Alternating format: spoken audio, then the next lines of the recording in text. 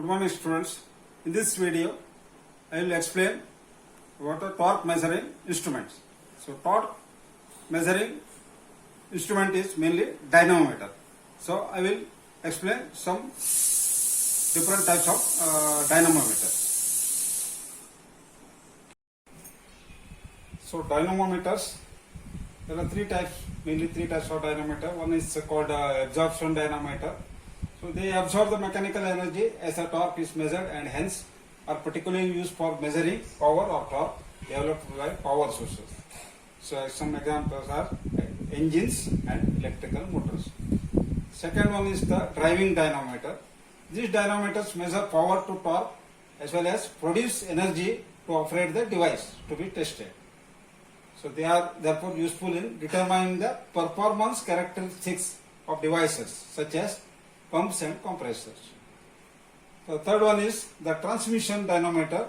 They are passive device placed at an appropriate location within the machine or in between the machine to sense the torque at that location. They neither add nor subtract the transmitted energy or power and are sometimes referred to as torque meters. So these are the three types of dynamometers. So one by one we will study. So first one is the mechanical dynamometer. So simplest form of the mechanical dynamometer is called Prony-Brake.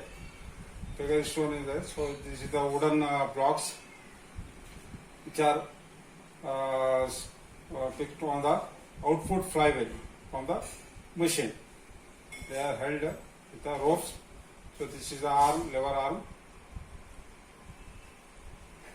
And tightening arrangement is made.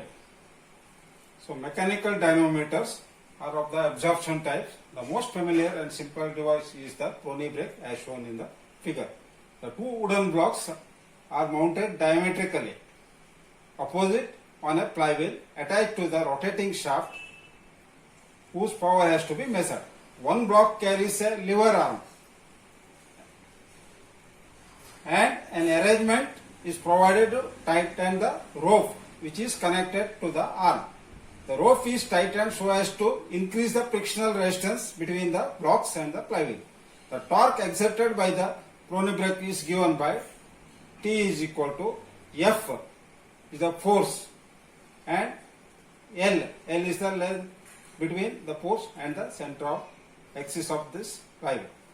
The torque exerted by the Prony-Brake is T is equal to F into L, where F is the measured as conventional force measuring instrument like balance or load cells. Then the power dissipated in the brake is calculated by the equation P is equal to 2 pi T divided by 60. So 2 pi L FL divided by 60 watts, where force F is in Newton, L is the length of the lever arm, it is in meters, and N is the angular speed in RPM, and P is in watts.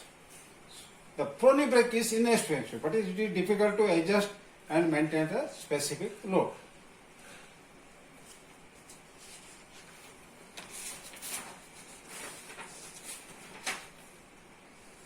So next type of the mechanical dynamometer is rope brake dynamometer.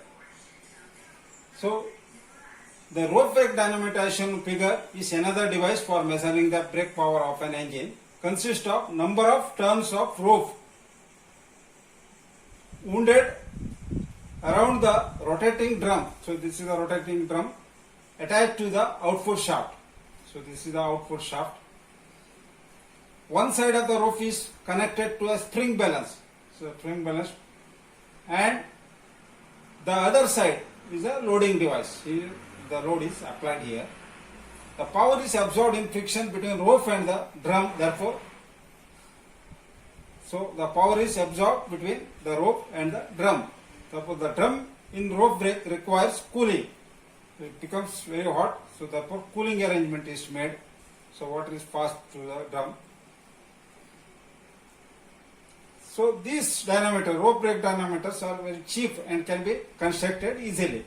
So very easy in construction, but brake power can't be measured accurately because of change of friction coefficient of rope and the change in the temperature.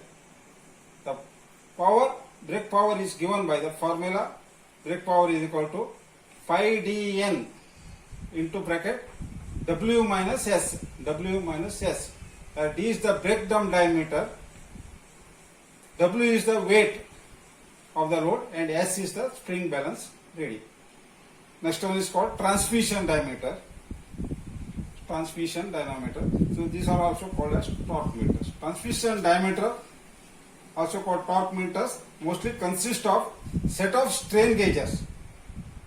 So strain gauges are mounted on the beam, fixed on a rotating shaft, and torque is measured by the angular deformation of the shaft, which is indicated as the strain of the strain gauge.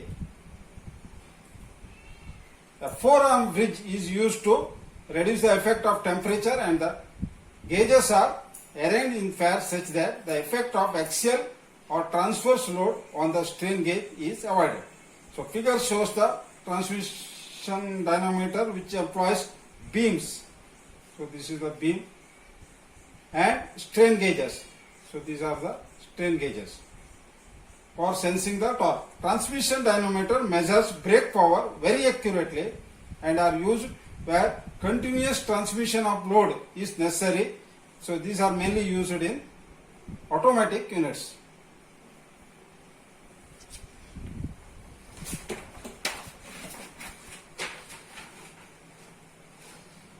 So next one is hydraulic dynamometer. So this is the housing, the radial blades, the water inlet and the water outlet. So water is filled in the housing. So this shaft is supported with a Trunnion bearing.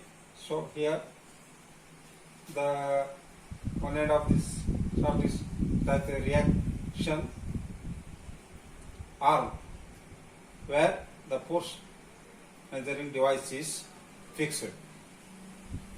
So figure shows a hydraulic dynamometer in its simplest form, which acts as a water brake. So this is a power sink which uses the fluid friction for dissipation of input energy and thereby measures the input torque as a power.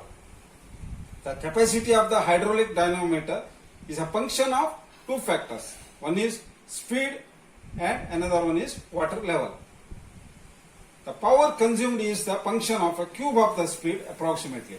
The torque is measured with the help of reaction arm. The power absorption at a given speed may be controlled by adjusting the water level in the housing. This type of dynamometer may be made in considerably larger capacities than a simple Prony brake because the heat generator can be easily removed by circulating the water into the and out of the housing. So Trunnion bearing supports the dynamometer housing, allowing it to rotate freely except for the restraint imposed by the reaction arm.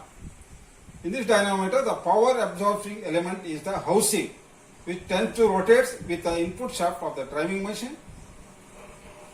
But such rotation is constrained by a force measuring device such as some form of scales or load cells placed at the end of the reaction arm. By measuring the force F at the known radius R,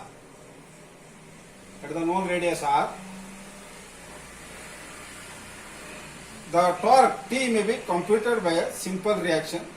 T is equal to F into R, radius. So power is 250 divided by 60. It's in watt.